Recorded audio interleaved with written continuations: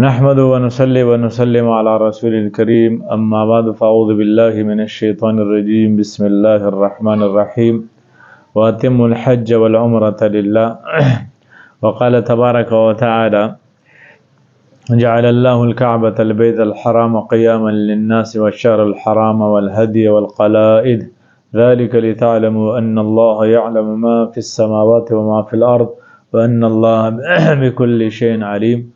وعن ابن عمر رضي الله تعالى عنهما قال رسول الله صلى الله عليه وسلم استمتعوا بهذا البيت فقد هدم مرتين ويرفع في الثالثة أو كما قال عليه الصلاة والسلام.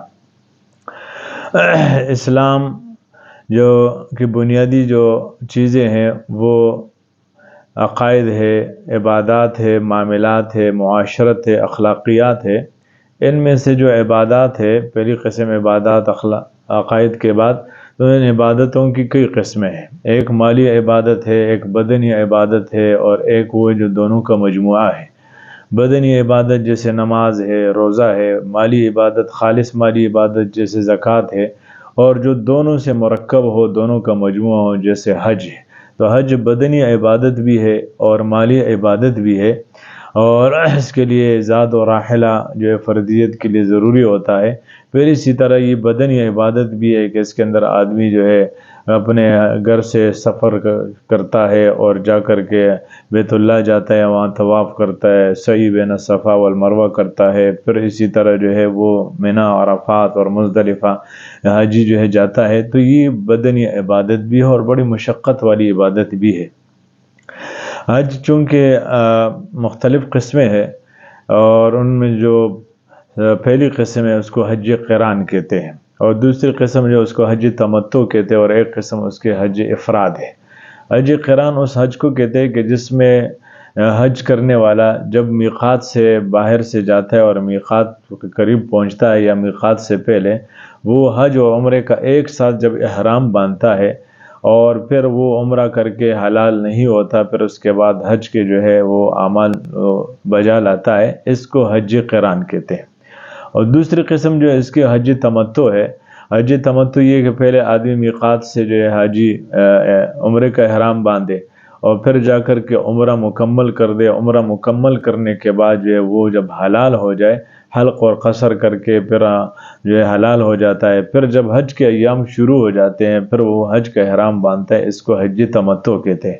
ہمارے جو بلاد سے اور پاکستان، بنگلہ دیش اور اسی طرح جو ہے افغانستان، امارت اسلامیہ، اور اسی طرح جو ہے انڈیا سے، سری نگر سے جو لوگ جاتے ہیں یہ اکثر حج تمتع کرتے ہیں. سب سے پہلے جا کر کے عمرہ کرتے ہیں، عمرہ فارغ ہونے کے بعد پھر یہ حج کے ایام میں حج کا احرام باندھتے ہیں. اور تیسری قسم حج افراد ہے، وہ یہ کہ میقات سے وہ صرف حج کی نیت کر لے اور پھر جو ہے وہ حج کے ارکان اور حج جو ہے مکمل کر لیتا ہے، اس کو حج افراد کہتے ہیں. ان تین قسموں میں سے حنفیہ کے نزدیک افضل قسم حج قران ہے. پھر اس کے بعد حج تمتع ہے. اور دونوں میں فرق یہ ہے کہ حج قران اور حج تمتع حکم کے اعتبار سے کہ ان دونوں صورتوں میں اس پر دم شکر لازم ہوتا ہے، کہ جب وہ حاجی حج کر لیتا ہے تو اس پر قربانی کرنا ضروری ہوتا ہے، یہ دم شکر اس کو کہتے ہیں. جبکہ حج افراد میں قربانی اس پر لازم نہیں ہوتی. تو اس لیے اکثر جو ہمارے حضرات یہاں سے جا رہے ہیں تو سب سے اہم بات تو اس میں یہ کہ حج کے مسائل، حج کے اقسام سیکھ کر کے جائے اور اس کے مطابق وہاں حج ادا کر لے. بہت سارے لوگ ایسے دیکھے گئے ہیں کہ جو حج کی باقاعدہ تیاری نہیں کرتے، حج کے مسائل سمجھنے کی کوشش نہیں کرتے، صرف اپنے اوپر حاجی کا ٹپا لگاتے، اور بہت سارے جو ہے وہ ایسے کام کر لیتے ہیں کہ جس کی وجہ سے ان پر دم لازم ہو جاتا ہے، اور وہ ان کے لا علمی کی وجہ سے دم ان کے دل میں باقی رہ جاتا ہے. حج تمتع میں جب حاجی صرف پہلے عمرے کا احرام باندھتا ہے تو عمرے کا احرام جو ہے باقاعدہ وہ میقات سے نیت کرتا ہے کہ اللہ میں عمرے کی نیت کرتا ہوں، اس کو میرے لیے آسان کر دے. پھر اس کے بعد یہ جا کر کے بیت اللہ شریف میں جا کر کے جس دروازے سے آسان ہو داخل ہو جاتا ہے تو اس کے بعد وہ جا کر کے عمرہ کرتا ہے. عمرے کا ابتدا جو اصل یہ ہے کہ وہ پہلے طواف کرے گا، طواف کے بعد جو ہے پھر وہ سعی بین صفا اور مروہ کرے گا، یہ دو چیزیں عمرے کے اندر جو ہے واجب ہے اور فرض ہے، ایک طواف اور ایک سعی۔ باقی اس کے اندر سنت ہیں، واجبات ہے۔ تو عمرے کا طریقہ جو ہے یہ کہ جب آدمی بیت اللہ شریف جائے تو سب سے پہلے تو جا کر کے بیت اللہ پر جب نظر لگے اس کے، تو نظر ہٹانے سے پہلے جو دعا جو ہے اس کو یاد ہو وہ دعا مانگے، اور زیادہ دعائیں مانگے۔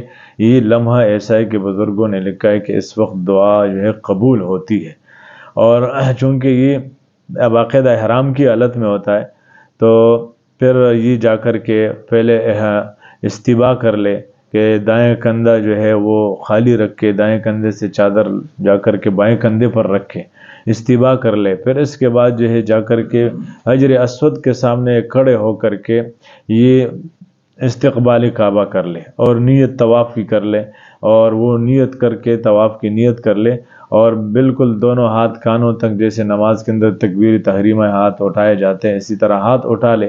پھر اس کے بعد جو ہے استلام کر لے، اور استلام کرنے کے بعد یہ طواف شروع کر لے۔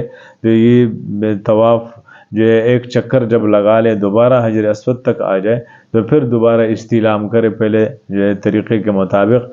تو اسی طرح 7 چکروں میں جو ہے یہ 8 استلام کرے گا، اور پھر طواف کے 8 چکروں کے اندر ابتدائی 3 چکروں میں رمل کرے۔ رمل یہ کہ پہلوانوں کی طرح چلے، کندھے ہلائے، اور جو ہے تیز قدموں سے قریب رکھ کر کے چلے، اس کو رمل کہتے ہیں۔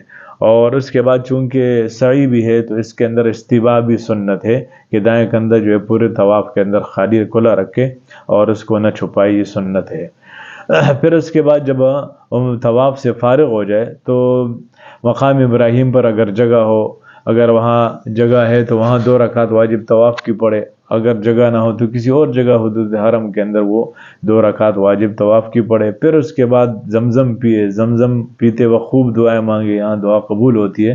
پھر اس کے بعد جو ہے یہ صفا و مروہ جو سعی کے لیے جائے گا، تو پھر یہ دوبارہ حجر اسود کے جا کر کے استلام کر لے، اور پھر صفا پہاڑی پر جا کر کے بیت اللہ کی طرف رخ کر کے خوب جو ہے دعائیں مانگے، ہاتھ اٹھا کر کے۔ آپ صلی اللہ علیہ وسلم جو ہے تقریباً 30 آیات جو ہے کہ بقدر وہاں رکتے تھے بیت اللہ کی طرف رخ کر کے، آپ صلی اللہ علیہ وسلم دعائیں مانگتے تھے، اور ہاتھ اتنے اٹھاتے تھے کہ آپ کی بغل کی سفیدی نظر آتی تھی۔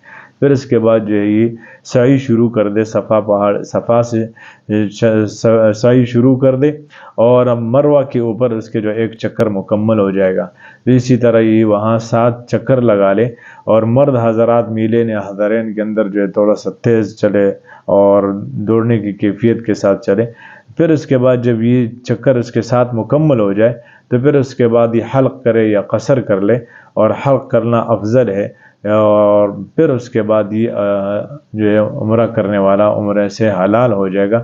پھر یہ سر منڈوانے کے بعد جو ہے احرام کھول کر کے سلے ہوئے کپڑے بھی پہن سکتا ہے۔ آخر دعوانا الحمدللہ۔